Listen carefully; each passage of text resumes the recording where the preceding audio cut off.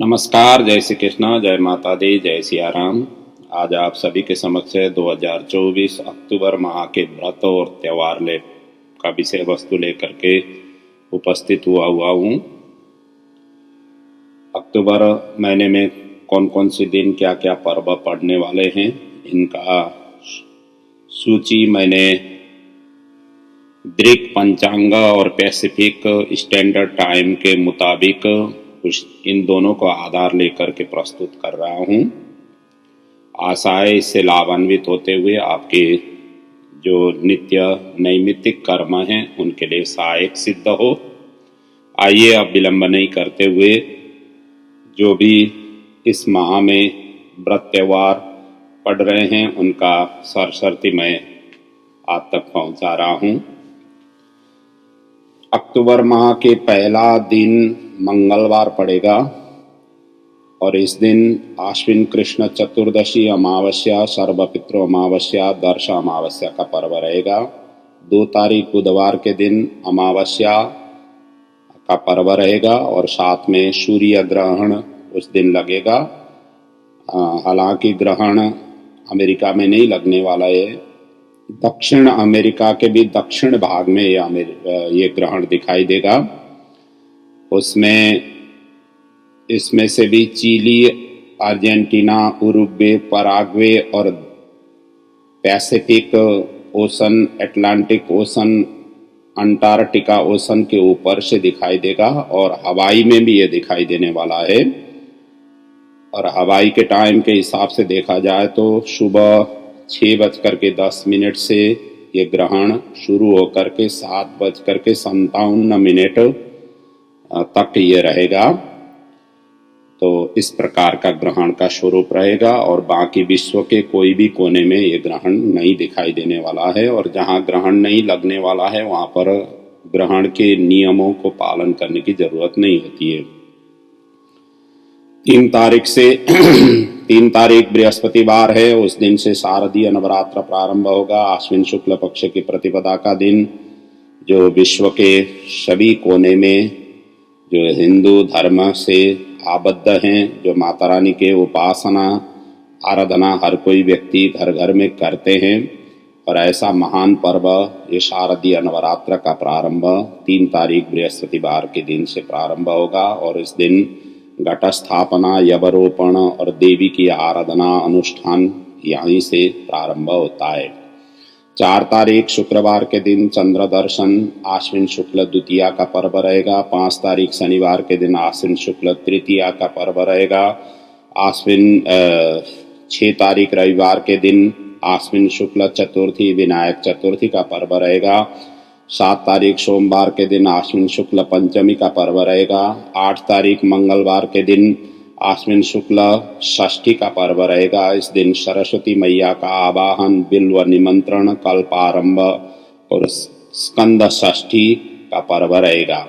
इसी प्रकार 9 तारीख बुधवार के दिन आश्विन शुक्ल सप्तमी और नवपत्रिका पूजार्चन का पर्व और जैन धर्मावलंबी के लिए नवपद ओली प्रारंभ का ये दिन रहेगा।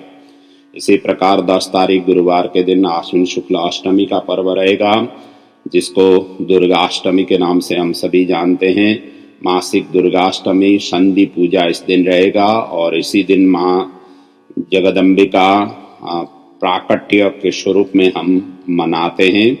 जगदम्बिका का प्रादुर्भाव का ये महान पर्व, महान दुर्गाष्टमी का पर्व ये 10 तारीख गुरुवार को पड़ेगा। इसी प्रकार 11 तारीख शुक्रवार के दिन आश्विन शुक्ल नवमी का पर्व रहेगा, जिस दिन आयुध पूजा, दुर्गा बलिदान, दक्ष सावरणी मनमंत्र का प्रसंग भी ये नवमी के पर्व के दिन रहेगा। 12 तारीख शनिवार के दिन विजयादशमी का महान पर्व रहेगा, जिसको दशहरा के नाम से जाना जाता है।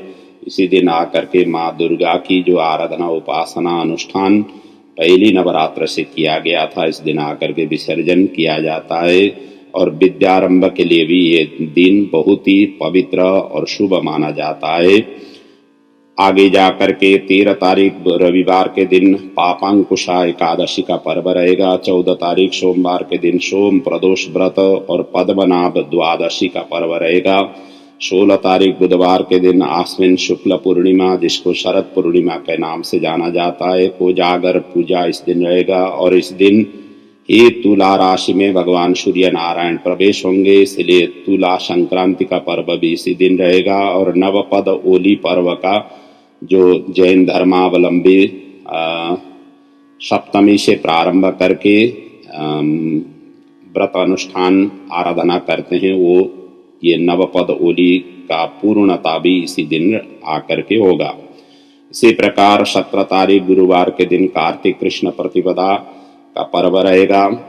19 तारीख शनिवार के दिन कार्तिक कृष्ण चतुर्थी, जिसको संकष्टी चौथ व्रत कहा जाता है, इस दिन ये पर्व रहेगा, जिसको करवा चौथ के नाम से विश्व में सभी तरफ जाना जाता है। ये पर्व 19 तारीख शनिवार को पड़ेगा।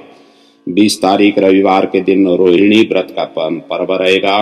23 तारीख बुधवार के दिन अहोई अष्टमी का व्रत रहेगा और मासिक जन्माष्टमी और साथ साथ में कालाष्टमी के नाम से भी ये प्रति माह के रूप में जाना जाता है। ये पर्व 23 तारीख बुधवार के दिन पड़ेगा। 27 तारीख रविवार के दिन रमा एकादशी का पर्व रहेगा। और इसी प्रकार 28 तारीख सोमवार के दिन गोवत्स द्वादशी, जिसको बाघ बारस कहा जाता है, ऐसा पर्व रहेगा। 29 तारीख मंगलवार के दिन धनतेरस का पर्व, जिसको धन्वंतरी प्राकट्य का दिवस के रूप में मनाया जाता है। इसी दिन से यमदीप प्राज्वल्य का प्रसंग पर्व ये रहेगा और यम पंचक यहीं से प्रारंभ होगा और इसी दिन प्रदोष व्रत भी रहेगा।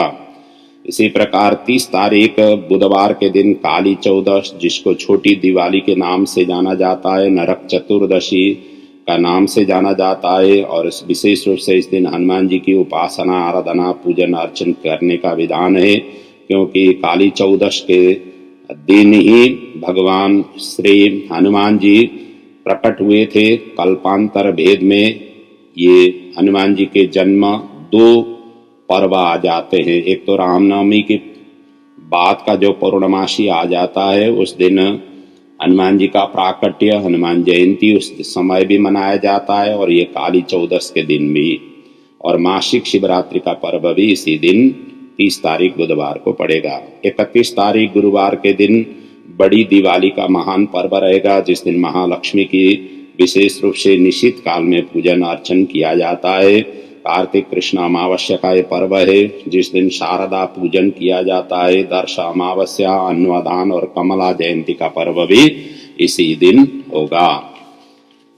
और इसी प्रकार नवंबर माह में भी 1 नवंबर को शुक्रवार के दिन कार्तिक शुक्ल प्रतिपदा, गोवर्धन पूजा, अन्नकूट पर्व, द्यूत क्रीड़ा का पर्व, ईष्टि का पर्व और बलि प्रतिपदा का पर्व इस दिन होगा। और गुजरात क्षेत्रों में इस दिन नूतन वर्ष के रूप में मनाया जाता है।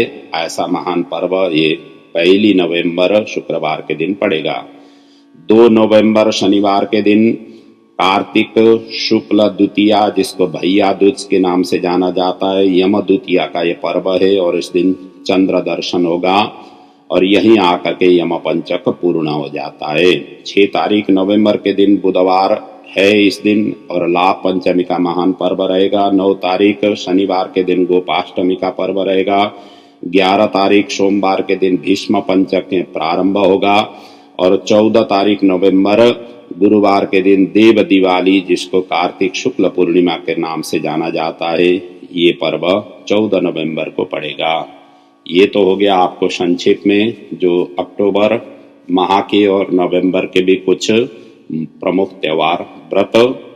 और इन व्रतों को मैंने जैसे कि पहले ही बताया, दृक पंचांग और पैसिफिक टाइम के आधार पर आप तक पहुंचाने की मैंने कोशिश किया।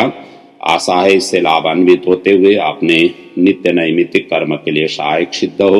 इन्हीं शुभेच्छा शुभकामनाओं के साथ अगले पड़ाव में अगले प्रसंग स्तोत्र मंत्र के पाठ लेकर के पुनः पुनः आप सभी के समक्ष प्रस्तुत होता रहूंगा। तब तक के लिए आप सभी से मैं विदा लेता हूं। आपका जीवन सुखद रहे। इन्हीं शुभेच्छा शुभकामनाओं के साथ जय सिया राम, जय माता दी, जय श्री कृष्ण।